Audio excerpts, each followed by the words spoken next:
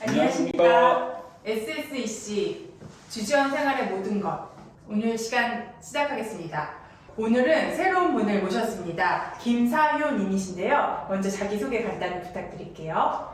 네, 저는 코스메틱 회사에서 근무하고 있는 김사효입니다. 저는 중국하고 태국에서 주재원 생활을 했었고요. 좋은 기회를 받아서 이렇게 참여하게 됐습니다. 네, 중국이랑 태국에서 주재 생활을 하셨는데 이게 아시아라고 하면 아시아지만 이게 또 동남아시아와 중국은 또 차이가 있을 것 같은데 가장 큰 차이점은 뭐였어요? 주재원 생활 하시면서? 일단 아시아 퍼시픽 쪽은 결론적으로 화교 중심의 경제가 돌아가고 있긴 하지만 그 구성원들 자체가 저희가 생각하는 민족들하고는 다양한 민족들이 섞여 있다 보니까 다양한 문화와 각 국가의 문화들이 다 다양하게 존재한다고 보시면 될 것 같습니다. 네, 저는 이제 중국에서 좀 오래 살았었기 때문에 중국보다는 태국에서의 경험이 굉장히 궁금하거든요. 태국에서는 어떻게 법인을 설립을 하시면서 가신 건가요? 기존에 있던 법인에 가신 건가요? 저 같은 경우에는 기존 법인이 있는 상태에서 파견 발령을 받아서 네. 태국을 가게 되는 경우고요. 네, 그러면 딱 발령이 났다. 나 이제 태국으로 파견을 간다라고 처음에 들었을 때 기분이 어떠셨어요? 큰 국가 중국에 있다가 태국으로 간다 해서 조금 서운한 부분도 있긴 했지만 아직까지 저희가 더 크게 볼 수 있는 시장이라 동일한 시장이라고 판단했기 때문에 또 어느 정도 또 설레는 감도 많이 있긴 했었습니다. 네, 그럼 그 설레는 감이 태국에 가서 어떻게 그대로 설레임이 더 커지셨나요? 아니면 설레임 말고 다른 감정이 또 생기셨나요? 제가 처음 태국을 가서 태국은 뭐 슈퍼앱이라고 하는 앱들이 존재하는데 그 중에 저희의 카카오 택시라고 해서 그랩 같은 것이 네. 잘 발달되어 있습니다. 네. 그래서 그랩에서 택시를 잡았는데 네. 집 앞에 15분 도착한다라고 했는데 1시간이 지나도 15분이더라고요. 시간이 줄지 않는 부분에 대해서 이런 나라가 태국이구나 다시 한번 느꼈었습니다. 중국도 기본 1시간이었는데 태국은 더 심했나요? 중국은 15분이면 15분 만에 우리는 왔었거든요. 아. 40분이면 40분 만에 네. 왔고 태국은 15분이 1시간이 지나도 줄지 않는 나라, 15분에서 계속 정지되어 있는 나라였었습니다. 그러면 그게 업무할 때도 조금 그런 시기였을까요?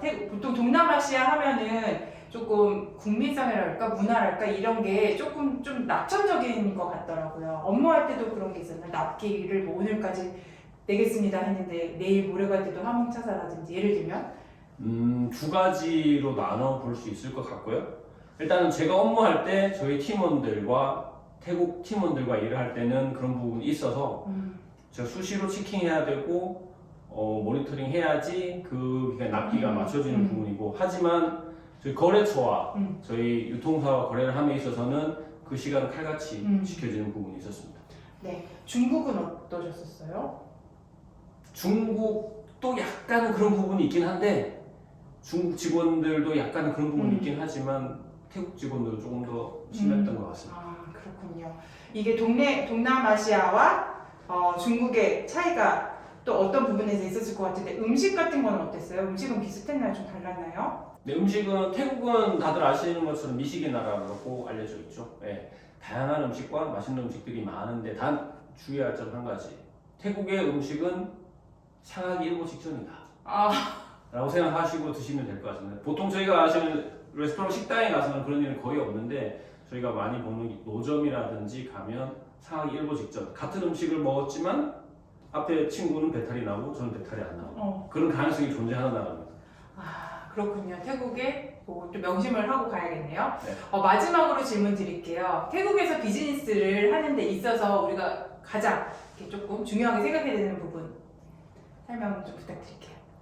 저 처음에 갈 때는 태국이라고 해서 뭐 대부분 저희 아시아 퍼시픽 생각하시면 우리나라보다 못 사는 나라, 후진국, 좀 뒤떨어진 나라라고 판단을 하고 비즈니스에도 그런 마인드를 어느 정도 가지고 했었는데 말씀드렸던 것처럼 비즈니스의 메인은 화교, 중국에서 오신 화교 중심이다 보니까 리즈에 엄청 밝고 그리고 이 부분 그런 부분에서도 자기네 본인들 시간도 대단히 중요한 사람들이었고 한 번은 제 유통사 CEO랑 미팅을 하면서 다리를 다쳐서 오셨더라고요. 그래서 다리를 어떻게 다치셨냐라고 했더니 스키를 타다 다치셨다고. 그래서 그럼 스키는 뭐 일본 쪽에 가서 타시는 거세요?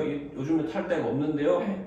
몽블랑 가서 타고 온다고 라고 하시더라고요. 그래서 몽블랑에서 다리를 다치시고 오셨다는 얘기를 듣고 역시 아시아퍼시픽에서 부자는 우리나라 사람들이 상상을 초월할 수 있는 부자들이 많구나 라고 생각을 했었고, 그런 사람들은 기본적으로 비즈니스 매너와 비즈니스를 서구에서 받아왔고 공부했기 때문에 저희가 조금 실수를 하면 그 사람은 큰 이 매너에 어긋나는 행동이 될 수 있다라고 다시 한번 느끼긴 했었습니다.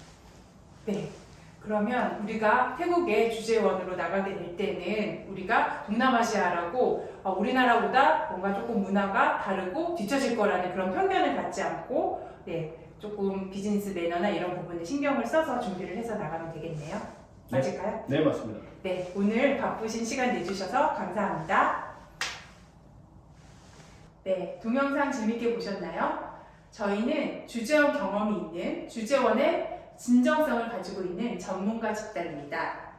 여러분들 주재원 파견 전 교육, 파견 중 교육, 그리고 귀인 교육과 가족 교육 문의사항 있으신 분들은 이 아래 나가는 연락처로 연락 주시기 바랍니다. 교육 꼭 안 하셔도 됩니다. 궁금한 점 있으면 언제든지 편하게 연락 주세요. 감사합니다.